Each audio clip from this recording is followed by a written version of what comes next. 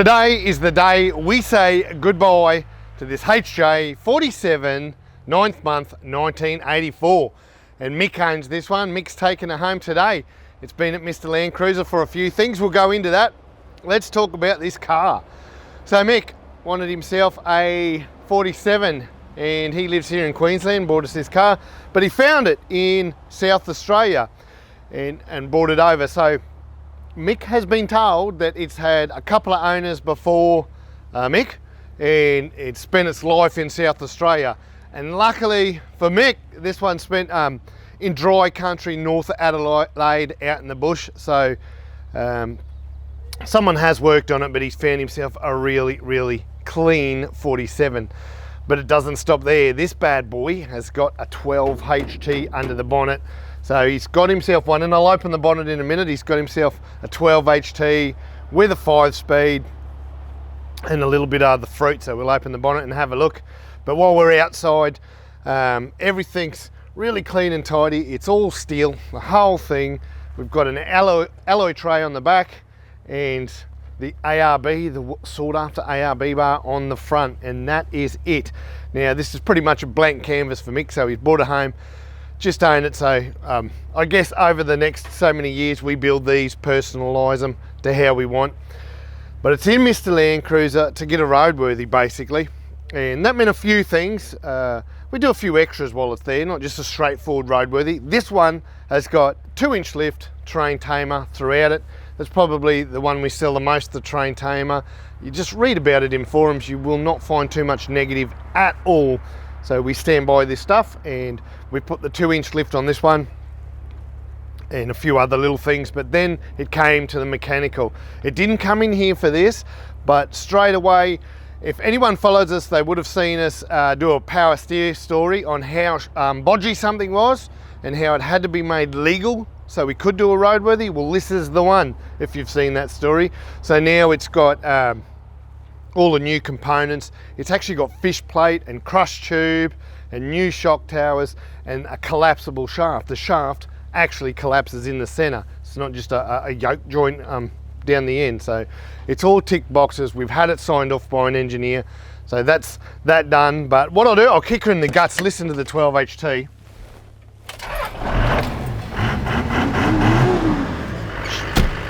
She is, I love the 12 HT. The 2H is a bit like a tractor. In sound, these ones are like trucks. They have an awesome note. Let's lift the bonnet and have a look underneath. What's going on? Oh yeah, listen to this bad boy.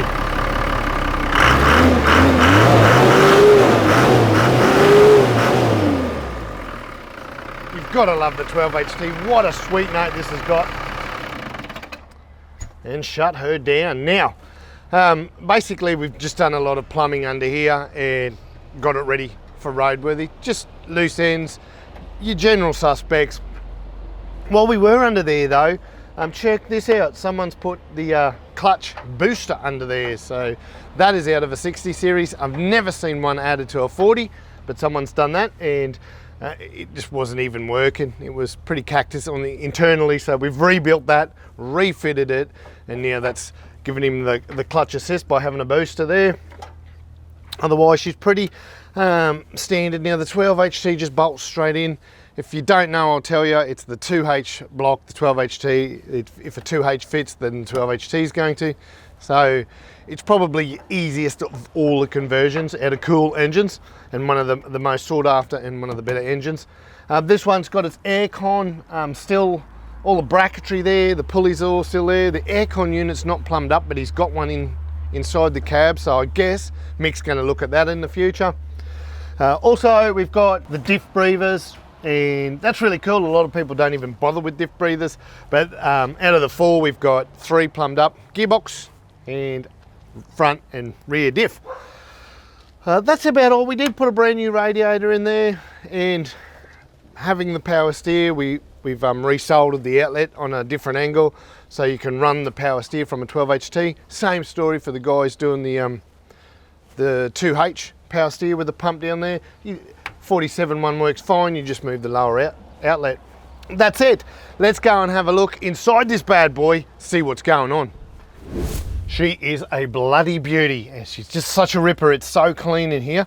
We've got a new floor mats. I'd say they're the True Fit ones because they don't have the moulding around the edges that the Noble do, but it ticks a box. XR6/8, XR8 seats. These ones have been reupholstered in their life in grey, and aftermarket wise, that's pretty much it. On the dash, we've got extra switches, we've got switches for USB, and now that it's got the 12 HT, it's got the 2-in-1 gauge. So he's got his boost and his EGT right in this little bad boy gauge here. The rest is stocko. I can't really even say much at all. Someone has put a deadener throughout, and I mean the roof, the floor, up in part of the firewall, so that'll make the difference. Not so much noise because a lot of it comes through the outside of the windows and what have you, but I use the stuff, it just makes your car so much more cooler in summer. And everything else, look, original door cards, original dash mat. This is just plain and simple, this one. I'm sure Mick's going to change it and custom it to his needs a lot. Now, the things I didn't mention about this one, inside we've changed the fuse box, upgraded that to blade fuses, gone to the glass ones. Nice and simple, you can find them everywhere. Great little upgrade. And the battery box. So we installed a battery box, utilised some space down there. What was already on this, and this is really cool. Some guys don't know this yet, but the earlier disc brakes from a 75 series have the same tracking as the 40 series. So when you change your purchase, you can run a 75 series rear axle with disc brakes. So this one's had that upgrade, very cool. So now it's got 4-wheel front and back disc brakes. Very, very cool. Now that's it, let's wrap this up. Michael's coming to pick it up today. His son's just had a birthday. They're both itching to get out and enjoy this HJ47. It's probably Mick's first one, I believe. I can't wait to get the feedback when he gets in this and has a burl. HJ47, 9th month, 1984.